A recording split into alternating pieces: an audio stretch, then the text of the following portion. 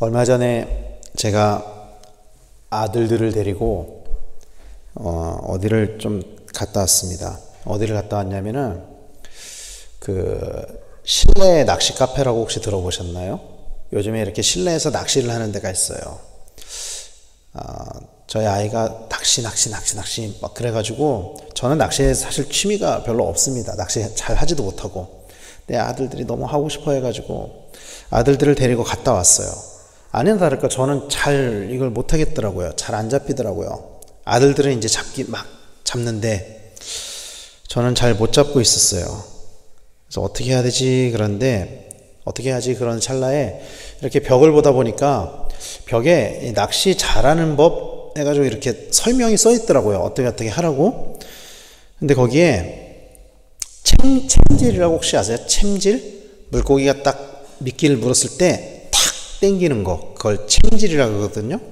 챔질하는 방법이 딱 나와 있는데 거기에 뭐라고 써 있냐면 이렇게 써 있었어요. 제가 정확한 문구는 기억나는데 그 내용이 이런 거예요. 천정에 남편이 있다고 생각하고 그 남편을 향해 채찍을 휘두른다는 기분으로 위로 팍 들라는 거예요. 정확하게 위로. 문구가 너무 재밌더라고요, 제가. 그런데 그 문구를 보면서 제가 어떤 마음이 들었냐면은, 이 사람들의 마음 속에 항상 이렇게 화가 들어있구나. 화가 들어있구나. 얼마나 남편들을 향해서 화를 품고 있으면은 남편을 향해 채찍질을 한다는 생각으로 낚싯대를 확 들라고 그럴까. 그런 생각이 들었어요. 예수를 믿으면은요, 저는 예수를 믿으면 우리 마음속에 참 평안이 주어져야 된다고 생각합니다, 저는. 그런데 사실은 믿는 사람들도 보면은 그 마음속에 화를 품고 살아가는 것들을 참 많이 보는 것 같아요. 성경에는 항상 기뻐하라고 명령을 하고 있습니다. 데살로니가전서 5장에서 이야기하는 항상 기뻐하라는 명령형으로 쓰여져 있어요. 이거는 기뻐해도 되고 안 해도 되고 이런 게 아니고 항상 기뻐하라. 그런데 과연 우리가 정말로 항상 그렇게 기뻐하는 삶을 살고 있느냐 하는 거예요. 우리 안에. 밖에서 그렇게 사는 게 어렵다면은 교회 안에서만이라도 좀 교회 생활을 하는 데만이라도, 교회가 일종의 천국의 모형이니까 교회에서만이라도 항상 기뻐하는 교회 생활을 할 수 있었으면 좋겠는데, 사실은 교회 생활을 하는 우리의 모습을 보면은 항상 그렇지는 않은 것 같아요.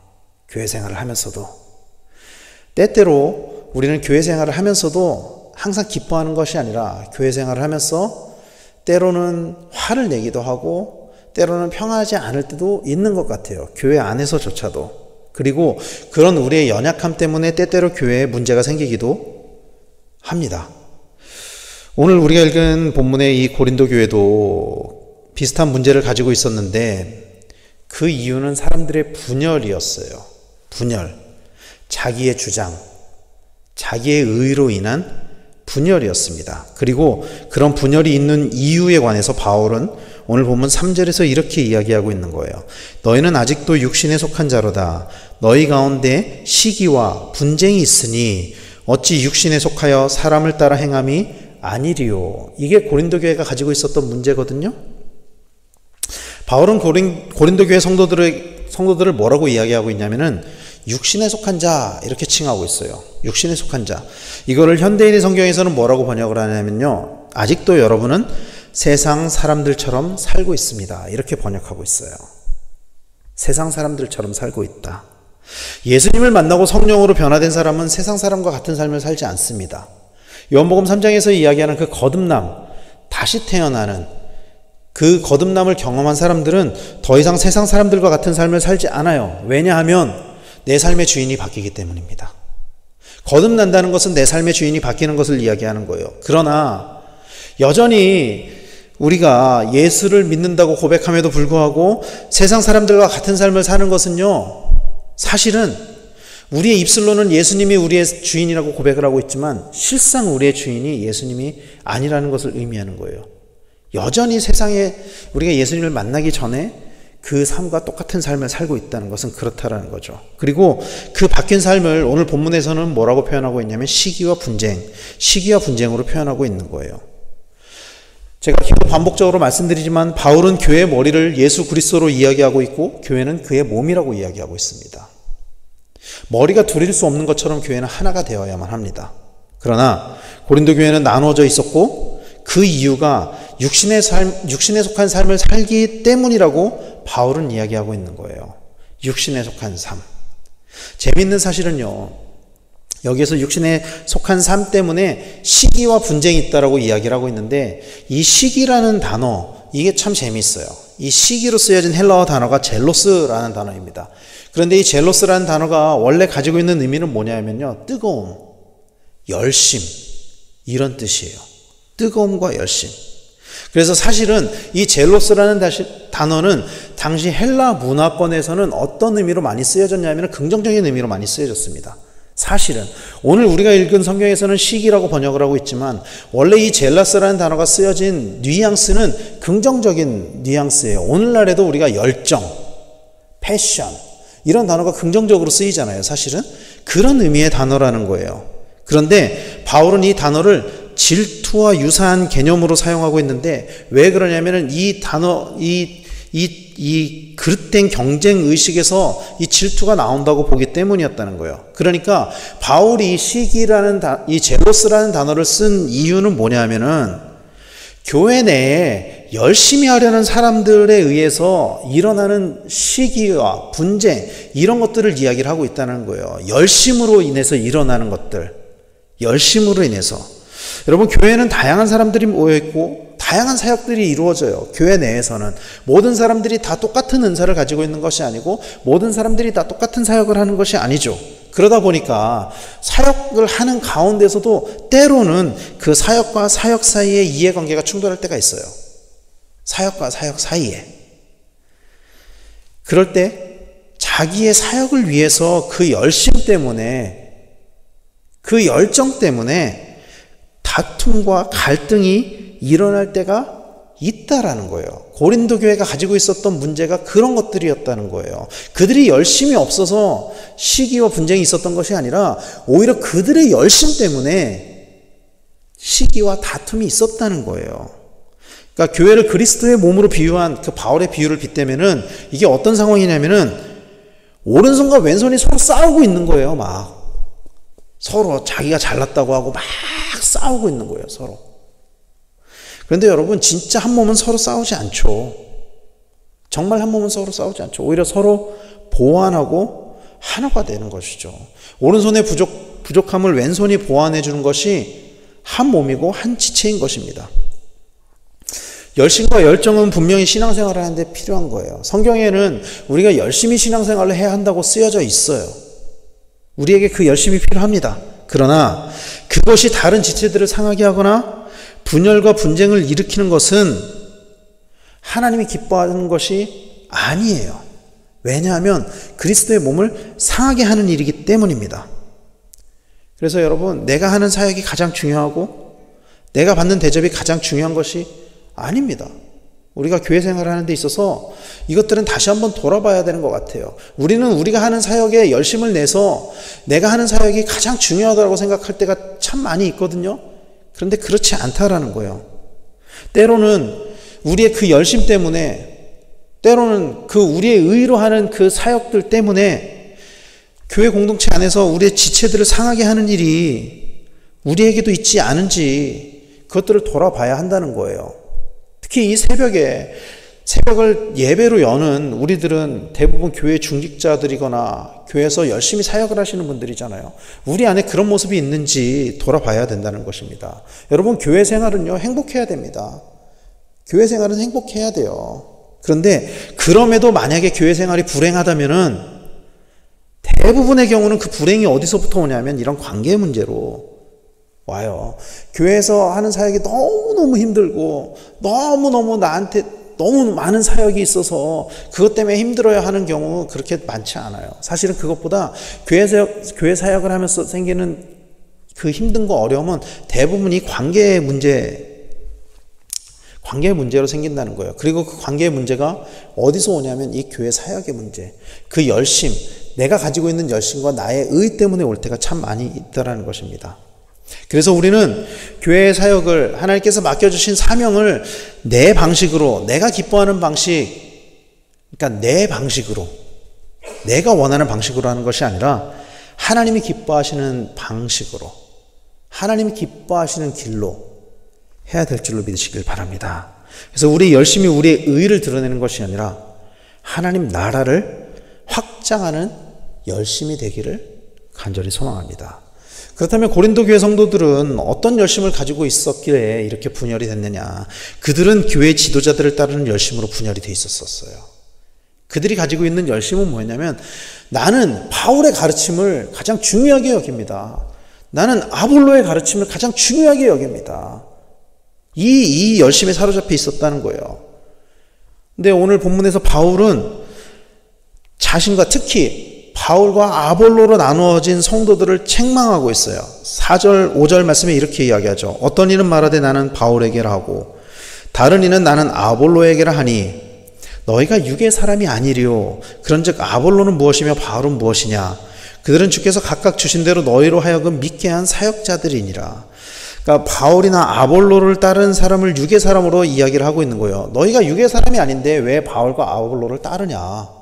이렇게 이야기를 하고 있는 거죠.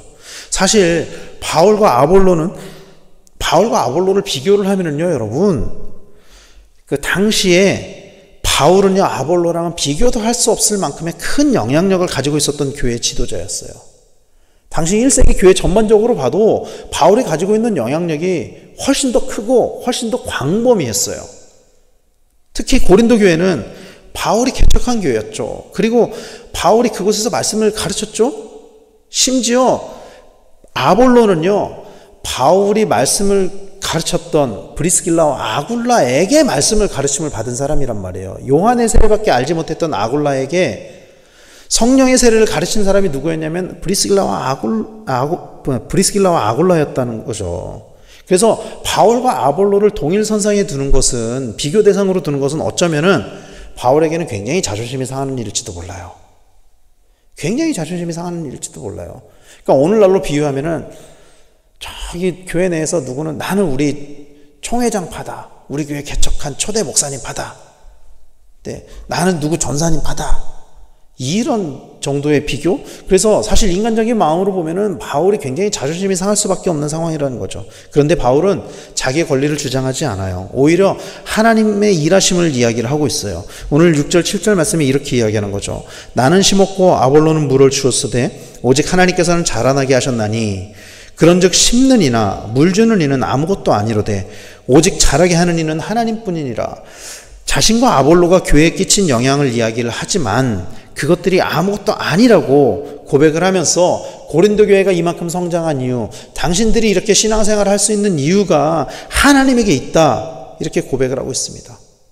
바울은요, 자신의 역할과 아볼로의 역할이 다르다라고 강조하고 있어요. 심는 이나 물 주는 이는 각각 한 가지나 각각 자기가 일한 대로 자기의 상을 받으리라. 바울이 일한 대로, 아볼로가 일한 대로 각각 자기가 일한 대로 상을 받으리라, 이렇게 이야기를 하고 있습니다. 오늘 본문에서. 여러분, 교회에서 분열이 일어나는 이유는요, 사실은 아까 고린도 교회 분열이 뭐 때문에 일어났다고 그랬죠? 자기의 열심 때문에 일어났다고 했잖아요. 고린도 교회 분열이. 그런데 여러분, 교회가 분열이 일어나는 이유는요, 사실은 그 분열의 중심에 있는 사람들의 마음을 보면요, 대부분 어떤 마음이냐면 다 우리 교회가 잘 되기를 바라기 때문에 분열이 일어나요. 내가 생각할 때는 우리 교회에 이게 좋은 것 같아. 내가 생각할 땐 우리 교회가 이렇게 돼야 돼. 내가 생각할 땐 내가 하고 있는 사역이 이만큼 중요해. 그래서 이 사역이 더 귀하게, 더 중요하게 대접을 받아야 되고 더 많이 확장이 돼야 돼. 대부분 이런 열심 때문에 교회 분열이 일어난다는 거예요. 각각 내가 가지고 있는 듯이 우리 교회에 가장 맞는 거야. 이렇게 돼야만 돼. 이런 생각을 가지고 있다는 거예요. 그것 때문에 때로는 교회 분열이 일어난다는 거예요. 그런데 여러분, 교회 내에서는요, 더 중요하고 덜 중요한 사역이 없습니다. 다 하나님이 하시는 사역이고요, 다 하나님이 기뻐하시는 일이에요. 찬양대를 하거나 찬양팀을 하거나 교사나 혹은 뭐 주차 봉사를 한다거나 식당에서 봉사를 한다거나 안내를 한다거나 뭐 구역장이나 총무나 기관장이나 임원이나 다 하나님이 기뻐하시는 사역을 하는 거예요. 뭐 하나 중요하지 않은 사역이 없다는 거예요. 하나님의 입장에서 보면은. 그러므로 우리는 각자의 사역을 하나님 앞에서 신실하게 해야 될 줄로 믿으시길 바랍니다. 어느 것 하나 중요하지 않은 사역이 없고요. 어느 것 하나 그것만 중요한 사역도 없어요. 그렇기 때문에 우리는 우리에게 맡겨진 사역을 하나님의 뜻대로 해야만 합니다. 하나님이 이를 위해 우리를 부르셨다는 것을 우리는 기억해야만 해요. 그리고 하나님께서 우리를 동역자 삼아주셨다는 것을 우리는 기억해야만 합니다.